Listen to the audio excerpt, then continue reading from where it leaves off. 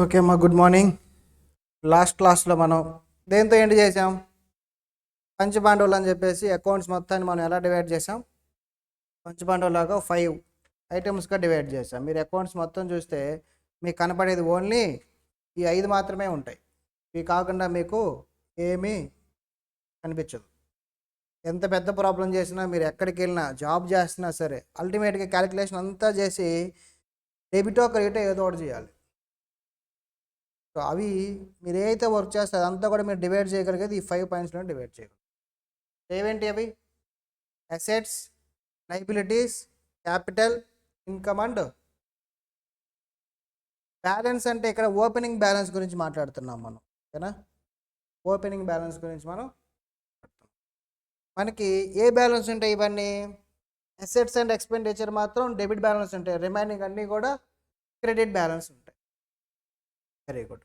Increase అంటే debit ఉన్నదాన్ని debit చేయాలి, ఇంక్రీజ్ అవుతుందంటే డెబిట్ ఉన్నదాన్ని డెబిట్ చేయాలి. దాని బ్యాలెన్స్ క్రెడిట్ అయితే ఇంక్రీజ్ అంటే క్రెడిటే చేయాలి. డిక్రీజ్ అంటే ఆపోజిట్. సరే, ఈ 5 కాకుండా మనకి ఇంకొకటి ఉంటుంది. ఈ 5 అకౌంట్స్ కాకుండా మనకి ఇంకో అకౌంట్ కూడా వచ్చే పాసిబిలిటీ ఉంటుంది. ఏంటండి అంటే, సరే మీరు చిన్నప్పటి నుంచి నేర్చుకున్నారు కదా అకౌంట్ సెట్స్, బేసిక్ ప్రిన్సిపల్స్ నేర్చుకున్నారు కదా అకౌంట్స్లో. అకౌంట్స్ క్లాస్ స్టార్ట్ చేయగానే అందరు చెప్పేది ఏంటండి అంటే ఇవే చెప్తారు. సెట్స్ ఆఫ్ అకౌంట్స్ అని చెప్తారా? 3 ఉంటాయి. ఫస్ట్ అకౌంట్స్ క్లాస్లో చెప్పేస్తుంటారు మీకు, మీరు +2 చదివినప్పుడు కానీ ఎప్పుడైనా కానీ. పర్సనల్ అకౌంట్ గుర్తొస్తుంది ఎవరికైనా? Very good. Personal account, real account, nominal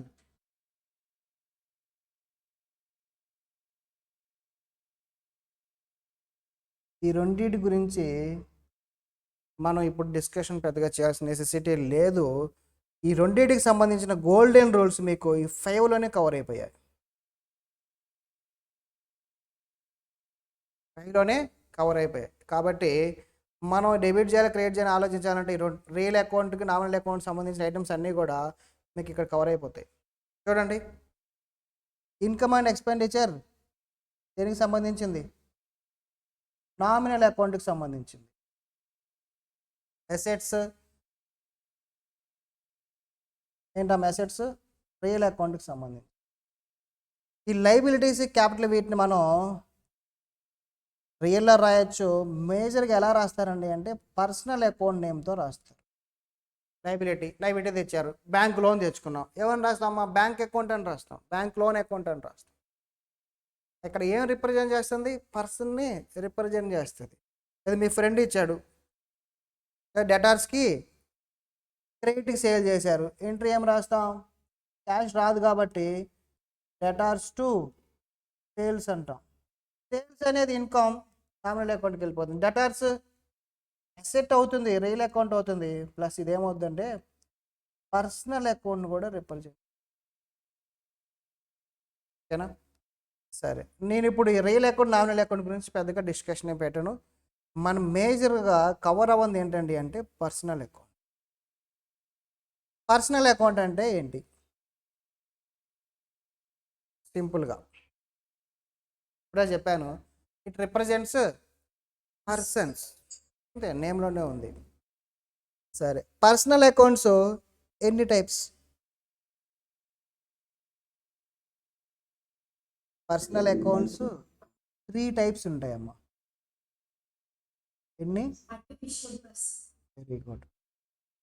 natural person,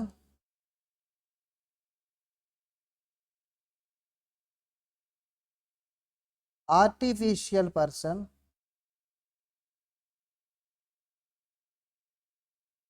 మూడోది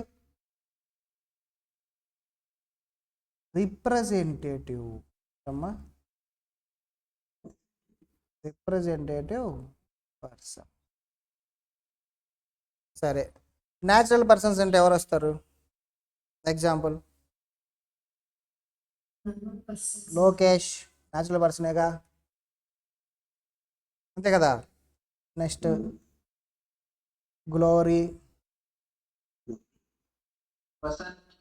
వసంత్, ఎవరమ్మా? సూర్య,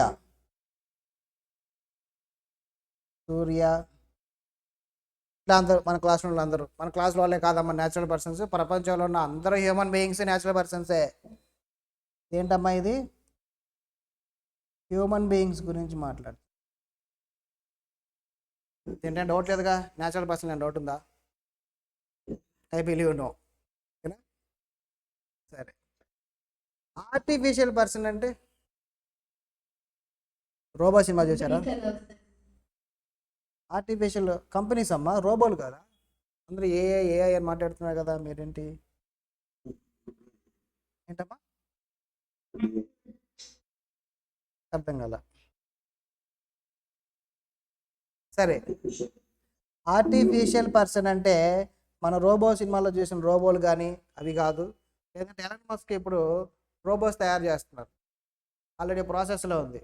ఒక్కొక్క రోబో 15 lakhs అంట అప్రాక్సిమేట్గా పడుతుంది. రోబోని కొనుక్కున్నారనుకోండి, కారు కొనుక్కున్నట్టు రోబోని కొనుక్కున్నాం అనుకోండి, ఆ రోబో ఏం చేస్తుందంటే అంటే మన ఇంట్లోకి వచ్చి మన ఇంట్లో పనులన్నీ చేస్తుంది. ఒక ఫ్రెండ్, ఒక పర్సన్ మనకి హ్యూమన్ లాగే మొత్తం చేసేస్తుంది పనులు, వంట చేస్తుంది, క్లీన్ చేస్తుంది, అన్నీ. మీరు పని మనుషులు ఏముండవు అసలు, పని మనుషుల జాబులన్నీ వెళ్ళిపోతాయి. వాటి గురించి మాట్లాడుతున్నామండి అంటే కాదు, మనం మాట్లాడేది ఎవరి గురించి? ఆర్టిఫిషియల్ పర్సన్ అంటే రోబోలు తయారు చేసిన ఎలాన్ మస్క్ సంబంధించిన కంపెనీ ఏంటమ్మా? ఎలాన్ మస్క్ కంపెనీ పేరు ఏం పేరు? స్పేస్ ఎక్సేగా. స్పేస్ ఎక్స్ ఒక కంపెనీ ఎలాన్ మస్క్ సంబంధించింది. ఇంకో కంపెనీ చెప్పండి ఎలాన్ మస్క్ది. కార్లు ఉన్నాయి కదా, ఏంటది?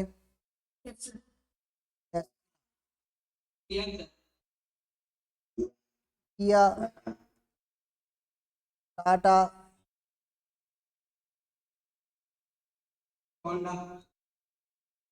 సరే ఆటోమొబైల్స్, హోండా. ఇంకా ఆటోమొబైల్స్ కానీ వేరే కంపెనీ పేరు చెప్పండి మీకు తెలిసినవి. ఇన్ఫోసిస్, టీసీఎస్, ఇవన్నీ వాటి కింద సాఫ్ట్వేర్ కంపెనీస్గా. సరే ఇవన్నీ ఏంటమ్మా? నేను రాకెట్ల గురించి మాట్లాడట్లా, స్పేస్ ఎక్స్ కంపెనీ పేరు గురించి మాట్లాడుతున్నా. ఎలన్ మస్క్ వేరు, స్పేస్ ఎక్స్ వేరు, ఓకేనా? సో ఆర్టిఫిషియల్ పర్సన్స్ అంటే ఏంటమ్మా? ఇవన్నీ ఎలా ఫామ్ అవుతాయి? యాక్ట్ ద్వారా ఫామ్ అవుతాయి, under any act. Under any act. మన ఇండియాలో అయితే ఇండియాలో, అబ్రాడ్లో అయితే అబ్రాడ్లో, ఏ కంట్రీ కింద అయితే ఆ కంట్రీ యాక్ట్ కింద ఇన్కార్పొరేట్ అవుతాయి. ఏమంటాం మనం? ఇన్కార్పొరేట్ అవుతాయి.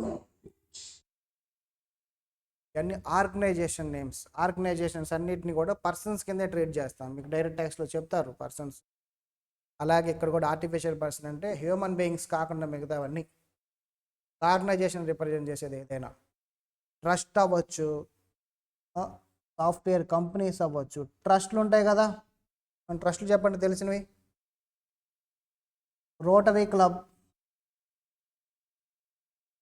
అవునా? వాళ్ళు ఏం చేస్తారు? పోలియో ఎరాడికేట్ చేయడానికి రోటరీ వాళ్ళు బాగా హెల్ప్ చేశారు కదా. ఇంకేమైనా తెలిసినవి ఉన్నాయా? ట్రస్ట్లు మీ ఊర్లో కానీ మీ సిటీలో కానీ ట్రస్ట్లు ఏం లేవా? ఏదో ఒక ట్రస్ట్ పేరు చెప్పండి.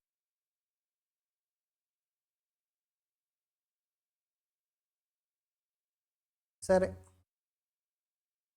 ఆర్టిఫిషియల్ అర్థమైందిగా. సింపుల్ ఆర్గనైజేషన్స్ అమ్మా. సింపుల్గా any organisation which is incorporated under any actor. Incorporate అయితేనా అంటే అవ్వాల్సిన అవసరం లేదు, అండర్ యాక్టర్నా కదా. ఇప్పుడు మన టార్గెట్ అకాడమీ ఉందమ్మా, మనకు లేబర్ లైసెన్సులు జిఎస్టీలు ఉంటాయి అంతే. ఈ పార్ట్నర్షిప్ని ఎక్కడ రిజిస్ట్రేషన్ చేయొచ్చు మేము? నేను ప్రొఫెసర్ పార్ట్నర్షిప్ కదా, పార్ట్నర్షిప్ని మాకు అగ్రిమెంట్లు ఉంటాయి కానీ మేము రిజిస్ట్రేషన్ చేయాల్సిన నెసెసిటీ ఉందా మనకి? అట్లా అని చెప్పి టార్గెట్ అకాడమీ పర్సన్ కాకుండా పోతుందంటే అలాగే ఉండదు, ఇది పర్సనే, ఇర్రెస్పెక్టివ్ ఆఫ్ రిజిస్ట్రేషన్. మీకు గవర్నమెంట్ అప్రూవల్ ఉందా లేదా, గవర్నమెంట్ పర్మిషన్ ఉందా లేదా అనేది కాదు, ఆర్గనైజేషన్ ఉందా లేదా, ఎగ్జిస్టెన్స్ సపరేట్ పర్సన్గా. నెక్స్ట్ రిప్రజెంటేటివ్ అంటే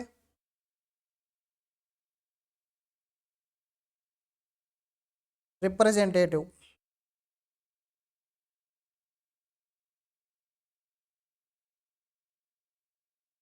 ఇందాకే చెప్పా మీకు, డెటార్స్ అన్నామమ్మా. డెటార్స్ అంటే ఒక్క పర్సనా? It's a group of persons కదా, ఒక పర్సన్ కదా, it's a group of person. Debtors ఎవరిని రిప్రజెంట్ చేస్తుంది? మనకి క్రెడిట్ ఉన్న వాళ్ళందరినీ రిప్రజెంట్ చేస్తుంది, మన దగ్గర క్రెడిట్ పర్చేజ్ చేసిన వాళ్ళందరినీ రిప్రజెంట్ చేస్తుంది, అవునా? So representation it's a group of persons. Something like ఇప్పుడు బాయ్స్ ఉన్నారు, గర్ల్స్ ఉన్నారు. బాయ్స్ అంటే ఒక పర్సనేనా? అందరూ వస్తారు బాయ్స్ కేటగిరీ అంతా. గర్ల్స్ అంటే గర్ల్స్ కేటగిరీ మొత్తం. అలాగే డెటార్స్ అంటే డెటార్స్ అందరూ. ఆ గ్రూపును రిప్రజెంట్ చేస్తుంది ఆ నేమ్ అనేది. ఎగ్జాంపుల్ ఏంటమ్మా? డెటార్స్, క్రెడిటార్స్, ఇంకా అవుట్ స్టాండింగ్ ఉంటాయి కదా, out standing expenses, out standing incomes, ఇవన్నీ దేని కింద వస్తాయి? అవుట్ స్టాండింగ్ అంటే ఒకటి కాదు, కంబైన్డ్గా ఇవన్నీ దేని కింద వస్తాయి? Representative persons. ఓకేనా? ఇంతవరకు రాసుకొని. సరే, దీనికంటే ముందు అసలు ఈ పర్సనల్ అకౌంట్ మన బుక్స్లో ఎప్పుడు యూజ్ చేస్తాం, ఏ సిచ్యువేషన్లో యూజ్ చేస్తాం? When to use personal account?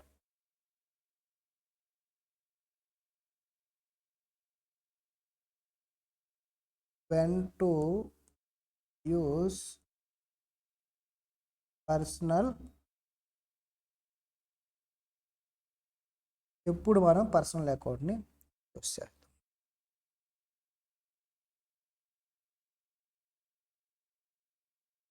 సరే, వెన్, సింపుల్గా గుర్తుపెట్టుకోండి, వెన్ మనీ ఈజ్ రిసీవబుల్. నేను రిసీవ్డ్ అన్నానా, రిసీవబుల్ అన్నానా? రిసీవబుల్, రిసీవ్ అవ్వాల, receivable or payable. And when the money is settled. Two situations చెప్పా. ఎప్పుడమ్మా? మనీ రిసీవబుల్గా ఉన్నా, పేయబుల్గా ఉన్నా మనకి పర్సనల్ అకౌంట్ వస్తుంది. లేదంటే ఆ రిసీవబుల్ పేయబుల్ ఏదైతే ఉందో ఆ పేయబుల్ రిసీవబుల్ని సెటిల్ అంటే మనీ పే చేసేసాం, సెటిల్ చేస్తున్నాం దాన్ని. Example,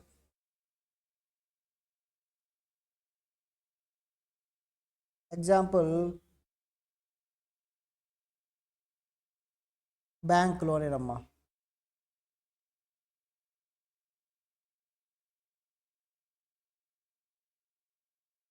bank loan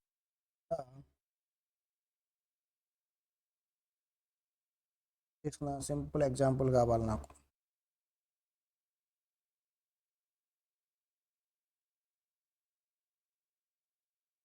salaries outstanding. Outstanding సాలరీస్కి ఎంట్రీ తెలుసా? చెప్తారు ఎవరన్నా? వద్దులేమ్మా, అవుట్ స్టాండింగ్ సాలరీస్కి అడిగితే మళ్ళీ ఆగిపోతున్నారు. కానీ సింపుల్గా credit sales to Lokesh of ₹50,000. Credit sales ఏంటమ్మా ట్రాన్సాక్షన్? లోకేష్కి 50. Very good. ఎంట్రీ ఏంటండి? Lokesh account debtor to sales account. మనం క్యాష్ ఎందుకు రాయాలా? అది రిసీవబుల్గా ఉండిపోయింది, రాలా. మన క్యాష్ వచ్చిందా? రాలా. ఇక్కడ రిసీవబుల్, అందుకని Lokesh account personal account use చేసాం మనం. అంతేగాని క్యాష్ రియల్ అకౌంట్ మనం అక్కడ యూజ్ చేయట్లే, క్యాష్ ఆర్ బ్యాంక్ అని మనం తీసుకోవట్లే. When money is receivable or payable or when the money is settled. ఏంటమ్మా సెటిల్డ్? ఇప్పుడు లోకేష్ ఎంత ఇవ్వాలి మనకి? 50,000 ఇవ్వాలి. ఇప్పుడు లోకేష్ దగ్గర నుంచి నాకు 20,000 మనీ రిసీవ్ అయింది. ఎంట్రీ ఏం రాస్తాం? క్యాష్ రిసీవ్ అయింది 20,000. Entry cash account to Lokesh account అయినా రాసేది మనం. Cash account to Lokesh account 20,000 cash వచ్చింది. ఏదైతే డ్యూ ఉంటుందో ఆ డ్యూ మనకి సెటిల్ అవుతుంది. ఫుల్గా సెటిల్ అయితేనే యూజ్ చేస్తామా? సార్ లేదు, ఎంతైనా సరే మనీ సెటిల్ చేస్తాం, ఎంతో కొంత ఇస్తున్నాం, మనం పేమెంట్ చేస్తున్నాం అని దాని. ఆ సిచ్యువేషన్లో కూడా పర్సనల్ అకౌంట్ అనేది మనం use. 2 scenarios, and the money is receivable or payable and the money is settled. 2 scenariosలో మనం పర్సనల్ అకౌంట్స్ని యూజ్ చేస్తాం. ఓకేనా? తోడికి రాసుకోండి.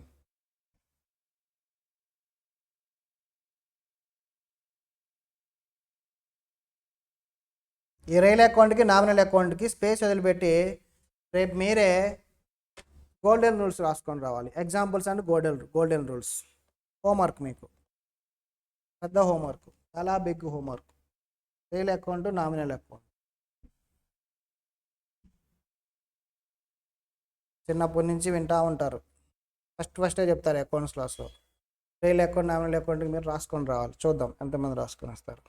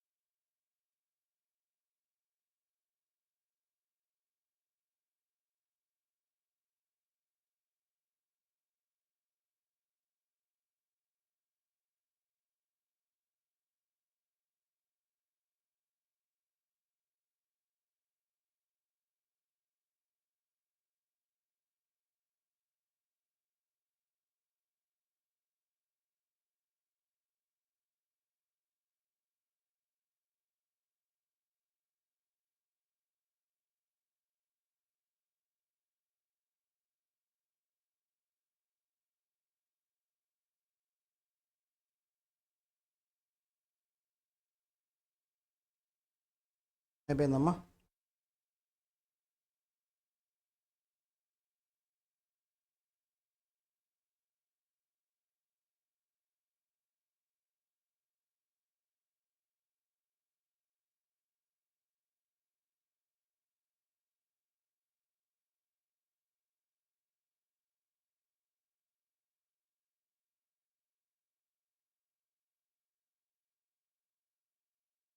ఎగ్జాంపుల్ రాసుకోండి అందరూ.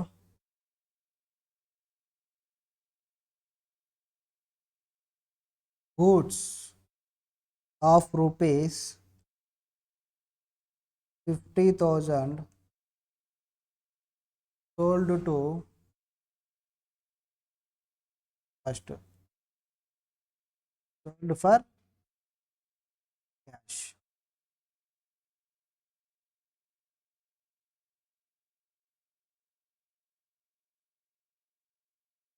Goods of rupees 1 lakh sold to Glory. Purchased goods of rupees 80,000 per cash.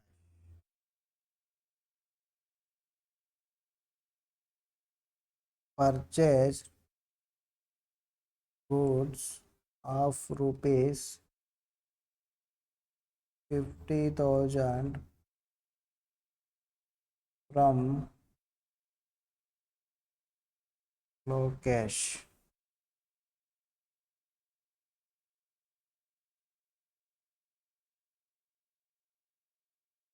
Salary paid to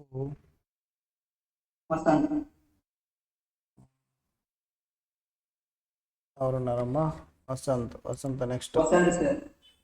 Vasant కాదు, Dharani. Of rupees 60,000. Rent payable to Vasant of rupees 2 lakhs. Vasant అన్నా అందుకే నీకు 2 lakhs. ఓకేనా? నెక్స్ట్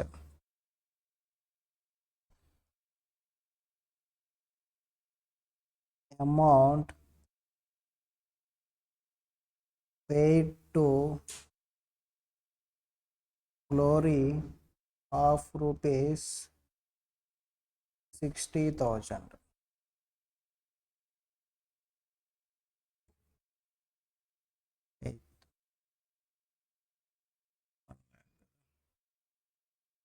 $60,000 కాదమ్మా, 1 lakh కదా. 95,000 as final settlement.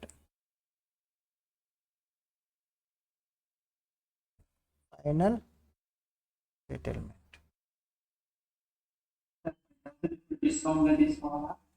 చెప్తామమ్మా, example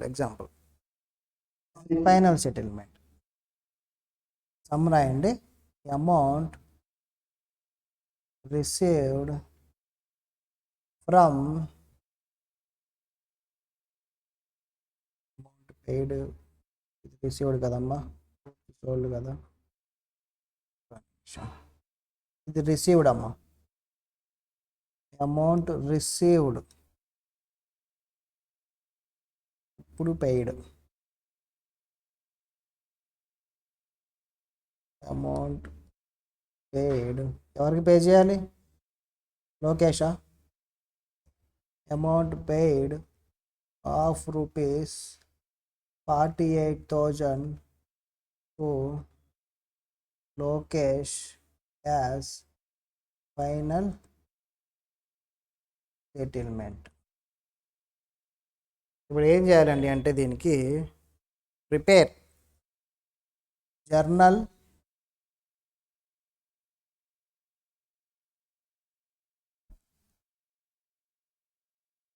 ledger and trial balance. Ledger accounts అన్నీ open చేయాలి.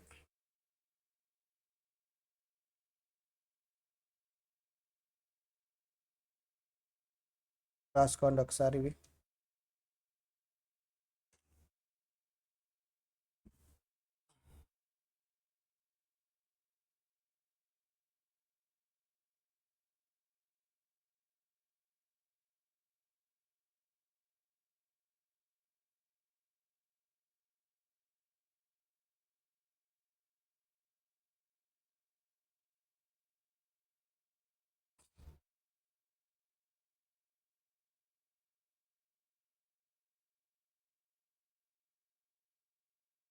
కంప్లీటెడా?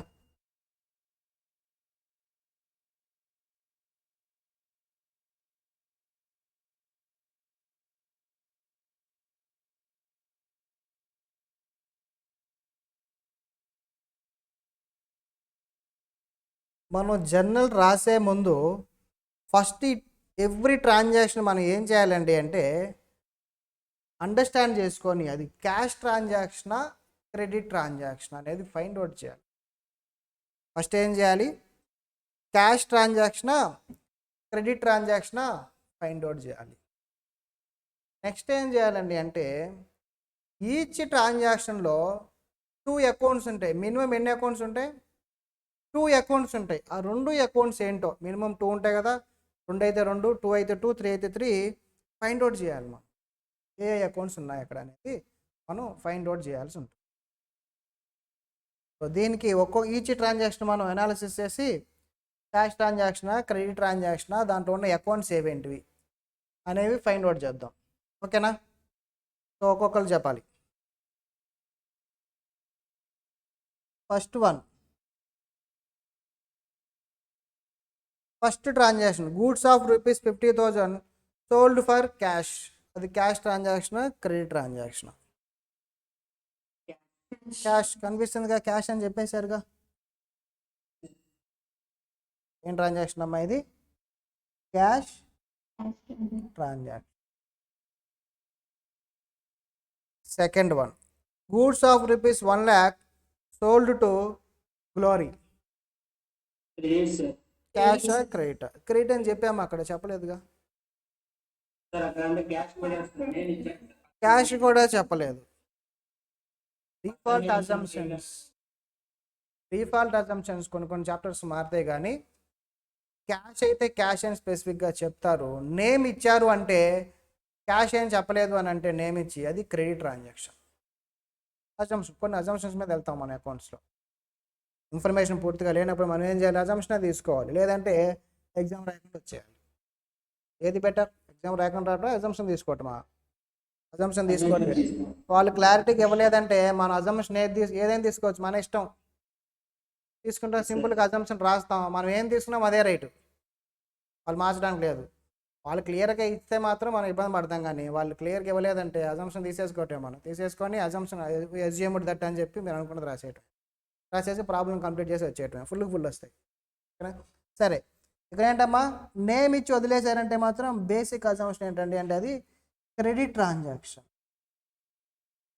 క్యాష్ ట్రాన్సాక్షన్ కాదు, క్రెడిట్ ట్రాన్సాక్షన్. సేమ్ అలాగే చెప్పండి. Third one, purchase goods of ₹80,000 for cash. Cash అని చెప్పేశారుగా, క్యాష్. అదే ఈ క్యాష్ కూడా చెప్పలేదమ్మా, సింపుల్గా వదిలేశారు. క్రెడిటా క్యాషా? క్రెడిట్ అయితే నేమ్ ఏంటో చెప్పండి. క్రెడిట్ తీసుకోకూడదమ్మా, క్యాష్ తీసుకోవాలి. నువ్వు క్రెడిట్ తీసుకోవాలంటే నీకు నేమ్ కావాలిగా. నేమ్ ఏది? ఏ పర్సన్ ఇచ్చారా నీకు? ఇలా బ్లాంక్ వదిలేసిన క్యాషా క్రెడిటా ఏం చెప్పలేదు అంటే పర్సన్ నేమ్స్ కూడా ఇవ్వలేదంటే అది క్యాష్ ట్రాన్సాక్షన్కి వెళ్ళిపోతుంది. పర్సన్ నేమ్ ఇచ్చి క్యాష్ చెప్పలేదు అని అంటే అది credit transaction.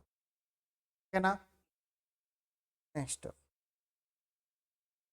Purchased goods of ₹50,000 from Lokesh. క్యాషా క్రెడిటా? క్రెడిట్. అందరు క్లారిటీ ఉంది కదా, పేరు ఇచ్చారు, క్యాషా క్రెడిటా చెప్పాల.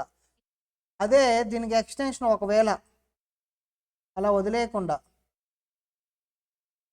ఫర్ క్యాష్ అన్నారు అనుకోండి, అప్పుడు క్యాష్ అవుతుందా క్రెడిట్ అవుతుందా? క్యాష్ అవుతుంది. చెప్పారు, నేమ్ ఇచ్చినా సరే క్యాష్ అని చెప్పారు. అది ఈ సెంటెన్స్ యూజ్ చేయాల, జస్ట్ ఇక్కడతో ఆపేశారంటే అప్పుడు ఏమవుతుందండి అంటే క్రెడిట్ అవుతుంది.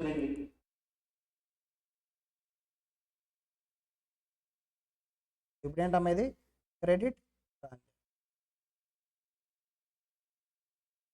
Next, salary paid to Dharani of ₹60,000. Cash transaction credit transaction?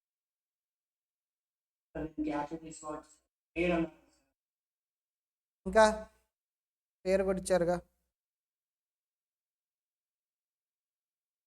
ఎవరైనా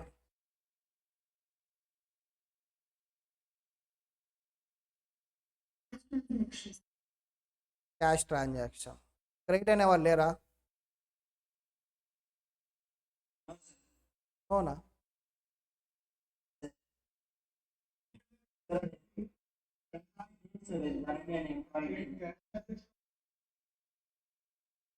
వెరీ గుడ్ అమ్మా, మీరు ప్రాపర్గా ఫౌండేషన్ చదువుకొని వచ్చారు అయితే. ఇక్కడ ఏంటండి పెయిడ్ అన్నారు. పెయిడ్ అన్నారంటే జరిగిపోయింది, ట్రాన్సాక్షన్ ఇచ్చేసాం, క్యాష్ ఇచ్చామని చెప్తున్నారు. పెయిడ్ అంటే ఏంటి? పేమెంట్ జరిగింది అక్కడ. పేయబుల్ అన్నట్టయితే క్రెడిట్ ట్రాన్సాక్షన్ అయితే అది పెయిడ్. సో కాబట్టి ఇదేమవుతుందమ్మా? Cash transaction. నెక్స్ట్ చూడండి, రెంట్ పేయబుల్ టు వసంత్. క్యాషా క్రెడిటా? క్రెడిట్. సో డిఫరెన్స్ ఇక్కడ క్యాష్ అని చెప్పపోయినా పెయిడ్ పేయబుల్ అనే సిచ్యువేషన్లో పోతుంది. పేయబుల్ కాబట్టి credit. Next amount received from Glory of ₹95,000 as final settlement. ఇది క్యాషేగా, రిసీవ్డ్ అని చెప్పేశారు. సింపుల్గా ఏంటమ్మా? Cash transaction. ఇది కూడా క్యాషే, ఆల్రెడీ డ్యూ ఉన్న వాటికి క్యాష్ ట్రాన్సాక్షన్స్ ఇవ్వం. ఓకేనా? ఇప్పుడు నెక్స్ట్ ఏం చేయాలంటే అకౌంట్స్ని ఫైండ్ అవుట్ చేయాలి మనం ఈచ్ దాంట్లో, ఒక్క దాంట్లో. అకౌంట్స్ చెప్పండి ఫాస్ట్గా, ఏ అకౌంట్స్ ఉన్నాయి దీంట్లో? Goods of ₹50,000 sold for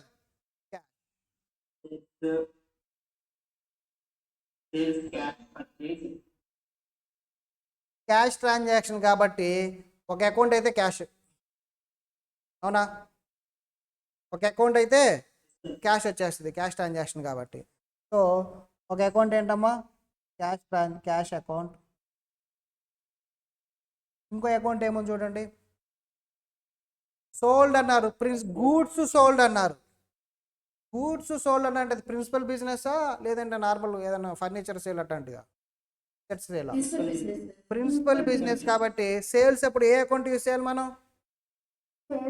sales account use చేయాలి. నిన్న చెప్పుకున్నాం మనం, సేల్స్ అకౌంట్ 2 అకౌంట్స్ అక్కడ వస్తాయి. అవేనా ఇంకేమైనా ఉన్నాయా? గూడ్స్ అకౌంట్ ఎవరైనా ఓపెన్ చేస్తారా? నో, గూడ్స్ అని సపరేట్ అకౌంట్ ఓపెన్ చేయకూడదు, సేల్స్ అకౌంట్ ఓపెన్ చేయాలి. నెక్స్ట్ అలాగే క్రెడిట్ ట్రాన్సాక్షన్ సెకండ్ది. క్రెడిట్ ట్రాన్సాక్షన్ ఇంకా క్యాష్ వస్తుందా? నో, ఇంకా క్యాష్ రాదు. క్రెడిట్ మరి ఏ అకౌంట్ వస్తుంది? పర్సనల్ అకౌంట్ వస్తుంది. వెరీ గుడ్, పర్సనల్ అకౌంట్ వస్తుంది. సో అకౌంట్ ఏంటమ్మా? గ్లోరీ అకౌంట్ ఒకటి, అండ్ రెండో అకౌంట్ ఏంటి? సేల్స్ సోల్డ్ కదా, ఇది గూడ్స్ సోల్డ్ కాబట్టి సేల్స్ అకౌంట్. నెక్స్ట్ థర్డ్లో క్యాష్ ట్రాన్సాక్షన్ కాబట్టి ఒక అకౌంట్ అయితే క్యాష్ అకౌంట్ ఒకటి, క్యాష్ అకౌంట్. పర్చేజ్డ్ గూడ్స్ అన్నారా, ఫర్నిచర్ అన్నారా, అసెట్స్ అన్నారా? గూడ్స్ అంటే ప్రిన్సిపల్ బిజినెస్ కోసం చేసే పర్చేజ్కి ఏం అకౌంట్ ఓపెన్ చేస్తాం? Purchase account open. ఏ అకౌంట్ ఓపెన్ చేస్తాం? Purchases account. అన్నీ పర్చేజెస్, గూడ్స్ ఏం పర్చేజ్ చేసినా మీరు పర్చేజ్ అకౌంట్లో రాసేయాలి. Next purchased goods of ₹50,000 from Lokesh. Credit transaction కాబట్టి పర్సనల్ అకౌంట్ వస్తుంది. పర్సనల్ అకౌంట్ ఏంటమ్మా?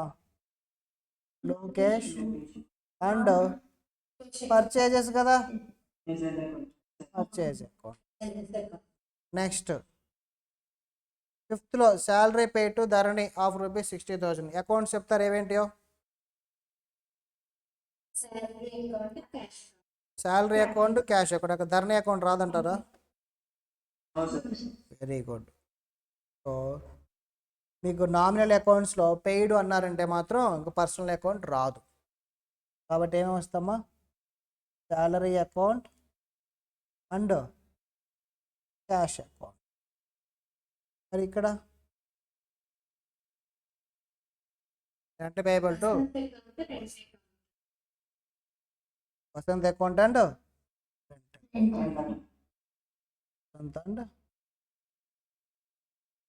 ఇక్కడ ఆల్రెడీ మనం ఇక్కడ ఏ అకౌంట్స్ వస్తాయో చెప్తారా? థర్డ్ వన్ ఇప్పుడు చెప్పండి. Amount received from glory. Very good. ఇక్కడ మనకి ఎంత రిసీవ్ అవ్వాలి, మన గ్లోరీ దగ్గర నుంచి ఎంత రావాలి అమౌంట్? 1,00,000 రావాలి. ఎంత వచ్చింది మనకి? 95,000 వచ్చి వాళ్ళు అక్కడ వదిలేలా ఫ్యూచర్లో వచ్చింది అనుకోవడానికి. వాళ్ళు ఏం చెప్పారు? యాజ్ ఫైనల్ సెటిల్మెంట్ అన్నారు. అంటే ఇంకా రావు, ఫైనల్ సెటిల్మెంట్ ఇద్దరం కూర్చొని నేను ఎర్లీగా పేమెంట్ చేస్తున్నాను నీకు, కాబట్టి నాకు ఎంతో కొంత అమౌంట్ తగ్గించు అని అడుగుతారు కదా. అలా అడిగినప్పుడు మనం ఏం చేస్తాం? ఇప్పుడు ఇమీడియట్గా క్యాష్ వస్తుంది కాబట్టి మనం ఏం చేస్తాం? డిస్కౌంట్ ఇస్తాం. మీరు కూడా అంతే కదా. మీరు ఇన్స్టాల్మెంట్స్ అడిగారు అనుకోండి, 55 అంటారు, సింగిల్ పేమెంట్ అంటే 50 అంటారు. ఎందుకు ఇస్తున్నారా? 5,000 డిస్కౌంట్. ఇప్పుడు క్యాష్ వస్తుంది. ఇప్పుడు ఏమన్నా ఏదో ఇంట్రెస్ట్లు వస్తాయని కాదు, ఇమీడియట్ పేమెంట్ ఉంటాయి కొన్ని అందరికీ. మాకు కావచ్చు అన్ని బిజినెస్లకి ఏంటంటే పేమెంట్స్ అనేవి చాలా ఎక్కువ ఉంటూ ఉంటాయి ఇన్కమ్స్ కంటే కూడా. ఆ ఇమీడియట్గా పేమెంట్, అర్జెంట్ పేమెంట్స్ ఏమైనా అయిపోతాయి కదా, ఎవరైతే మాకు మేము పేమెంట్ చేయాలతో కూడా ఉండదు కదా.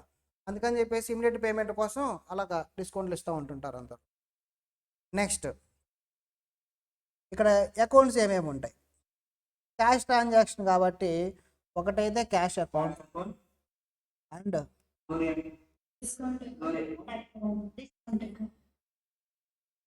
Glory account. ఏదైతే 5,000 డిఫరెన్స్ ఉందో ఫైనల్ సెటిల్మెంట్ కదా, అదేంటమ్మా? Discount account. Discount అలౌడా రిసీవ్డా? Discount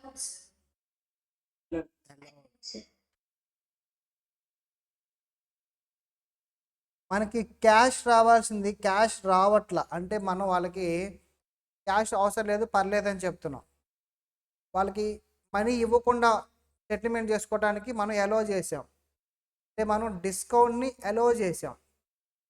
full payment జరగకుండా మనం ఇచ్చాం వాళ్ళకి, పర్లేదులేండి మీరు పేమెంట్ చేయాల్సిన అవసరం లేదు, 95,000 సరిపోతాయని చెప్పేసి మనం అలో చేసాం, మనం పర్మిషన్ ఇచ్చాం.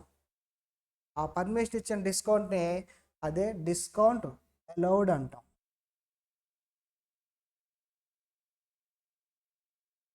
ఓకేనా. నెక్స్ట్ దీంట్లో క్యాష్ అకౌంట్ ఒకటి కామను.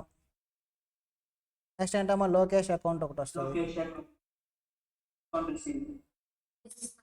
ఫైనల్ సెటిల్మెంట్ అన్నారుగా, మనం డిస్కౌంట్ ఇచ్చామా డిస్కౌంట్ తీసుకున్నామా? తీసుకున్నాము. లోకేష్ దగ్గర నుంచి మనం డిస్కౌంట్ని తీసుకున్నాం. లోకేష్ మనం డిస్కౌంట్ ఇవ్వాలా, లోకేష్ మనకి ఇచ్చాడు అంటే మనకేంటి? అది received. Discount received.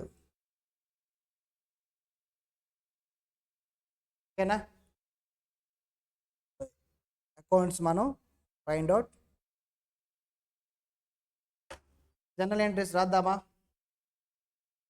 8 general entries రాద్దాం ఇప్పుడు 5 minutesలో. జనరల్ ఎంట్రీస్ రాసేసి tomorrow ledger and trial balance prepare చేశాను. జర్నల్ అకౌంట్, జర్నల్ నేను ఏదో డెఫినేషన్స్ వీటన్నిటిలో వెళ్ళట్లేదమ్మా, అయితే దాని గురించి పెద్ద ఆలోచించవద్దు. మీకేమి డెఫినేషన్ ఇచ్చేసి జర్నల్ అంటే ఏంటి రాయని అని అడగరు, మీరు కూడా ఎవరికి చెప్పాల్సిన అవసరం. జర్నల్ ఎవరిని అడిగితే అదొక బుక్, అందులో అకౌంట్స్ రాస్తాం, జర్నల్ ఎంట్రీస్ ఉంటాయని చెప్పేసేయండి, వాళ్ళే సైలెంట్గా ఉంటారు.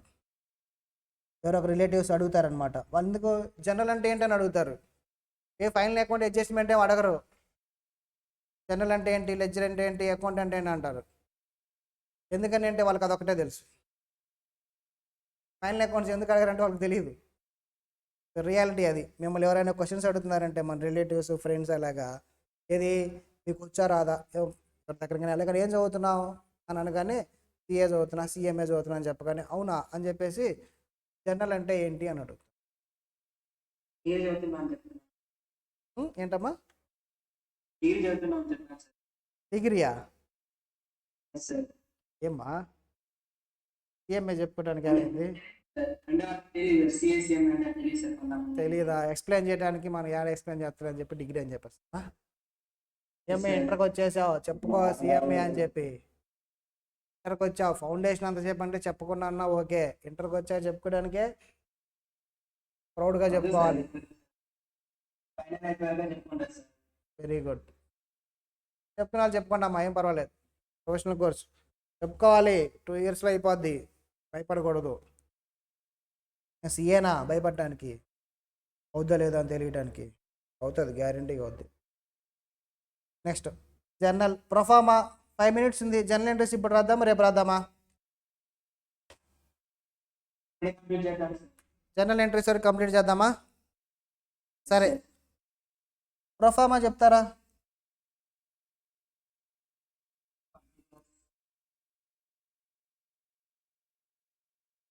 ఫస్ట్ ఏముంటుందండి అంటే డేట్ ఉంటుందా? నెక్స్ట్ పర్టికులర్స్కి ఎక్కువ స్పేస్ వదిలిపెడతాం. Very good. లెడ్జర్ ఫోలియో, తర్వాత డెబిట్ క్రెడిట్. ఓకేనా? చిన్నప్పటి నుంచి వస్తున్నాం మనం.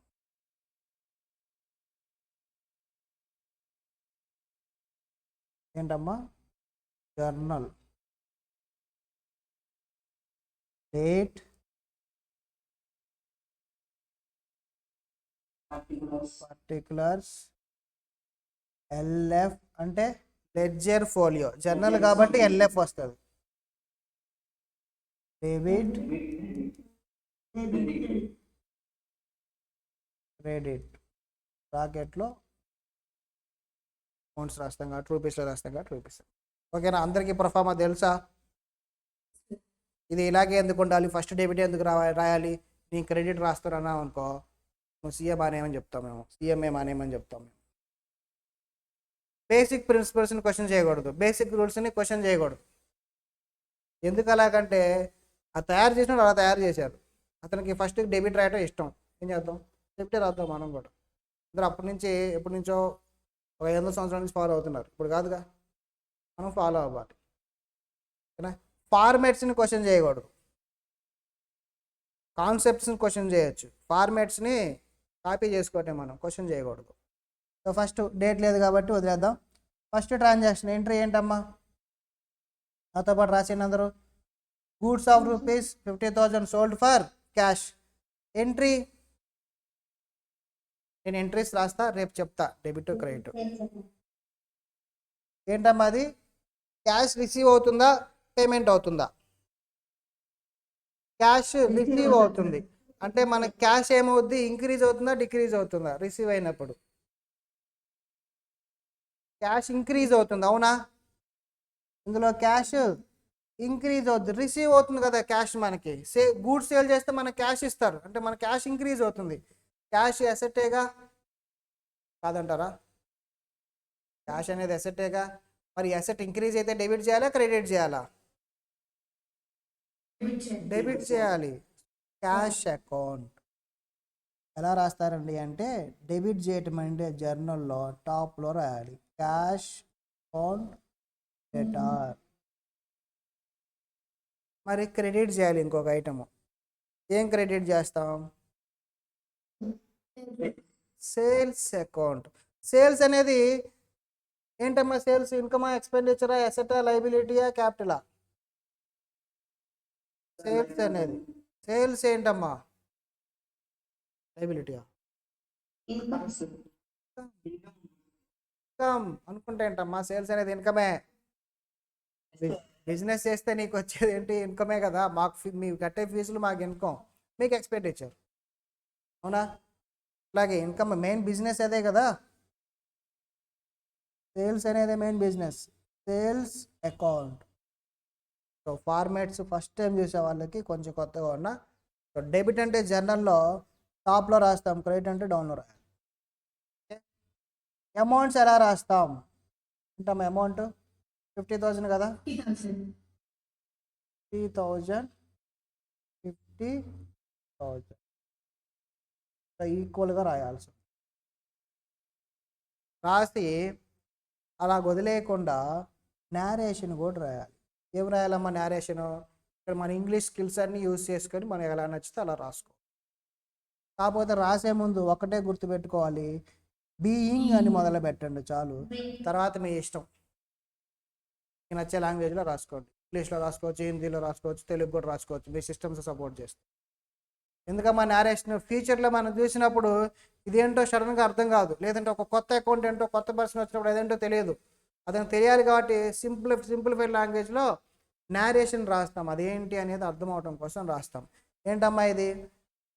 సోల్డ్ గూడ్స్ ఫర్ క్యాష్, సింపుల్గా అలాగని రాసుకోవచ్చు. సార్ నాకు ఇంగ్లీష్ రాదు సార్,